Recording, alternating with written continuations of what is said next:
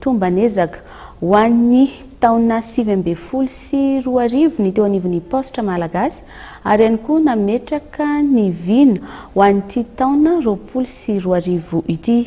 Betsaka ireo asa vita nandritra ny taona 2020 sy 2020 iny tao anatin'ny fanarenana ny postra malagasy ary mbola maro ihany koa ireo fanamby miandry sy ny fitohizana ireo ezaka izay efa natao amin'ity taona 2020 sy 2020 ity.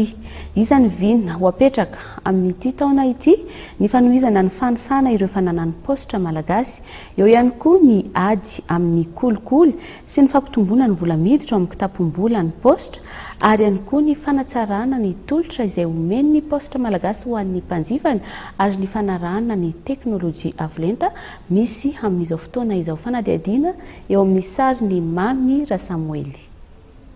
Nahitana fitomboana ny vola miditra tao amin'ny postra malagasy nandritra ny taona 2020 sy 2020 ary nahavitana ny fantrosa ananan'ireo orinasa maro tamin'ny postra. Tao anatin'ny vina ahitana izany ny fanatanterahana ny drafi-panarenana ny postra malagasy ka samy nandray ny anjara tandrify azy ireo foibe mpitantanana misavaly tao amin'ity orinasa mpanjakana ity.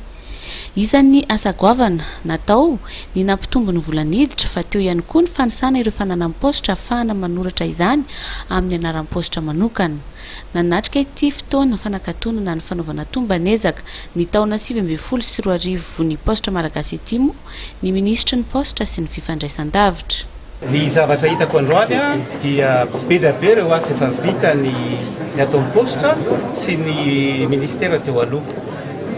Betsaka ny atao hoe zavatra hita teo ary naseho dia na ny eo amin'ny asa ny komersial zany na ny eo amin'ny asa ny teo fanangonana patrimoine na fanamanevaka ny kapital ary tena gaga ary mino fa itoiza zavatra zay ary mbola tsaratsara kokoa. Ito kosa ny asa fanatsarana ny postra, ny informatisation ny système rehetra raha ny nambarany tale generalin'ny postra malagasy.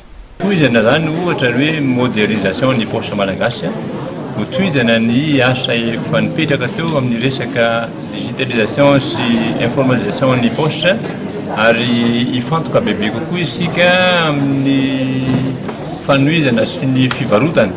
Indrindra ohatra fantatrareo efa namokatra ny atao hoe postra monnaie ny postra malagasy amin'ity taona ity zany dia atomboka amin'izay ny tena hoe exploitation à fond an'io postra monnaie io. Anisan'izany koa ohatra ny fidirantsika amin'ny lafiny e-commerce amin'ity taona 2020 satria dia ahazo plateforme na e-commerce ny postra malagasy ahafahantsika misehatra sahala amin'ny postra maneran-tany. Fa isan'ny mahasoa postra malagasy ihany koa ny ady amin'ny kolikoly. Isy ny fametrahana ny komity misahana izay ady amin'ny kolikoly izay alohan'ity farany volana febroary ity fa nandritra ny taona 2020 sy 2020 ihany koa dia nisy ny fitsiriana nataony teo anivon'ny sampana iray teo amin'ny postra malagasy hatrany. Ho an'ny mahajanga kosa isika ao anatin'ity